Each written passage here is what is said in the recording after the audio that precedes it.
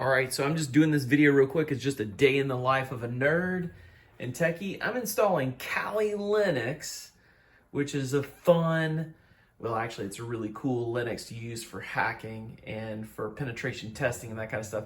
I'm installing Kali Linux free on Oracle's VirtualBox, which is virtualized on a Mac. So that's pretty awesome. It's such a minimal install that you can run it on a Mac. You can use like 512 megs of RAM up to 2 gigs of RAM. You'll be set, and you can use a minimal part of what's on there. And you guys, you can get a really good return out of it. So I'm installing it right now. I've just been working on the Nerd Cheat Gaming channel, doing a bunch of videos, doing about 20 videos for you guys on Chromebooks and Zooms and remote and everything. I thought it'd just be cool to show you a day in the life here in the Nerd Chic office, putting on Kali Linux on a VirtualBox. Isn't that fun? Boom.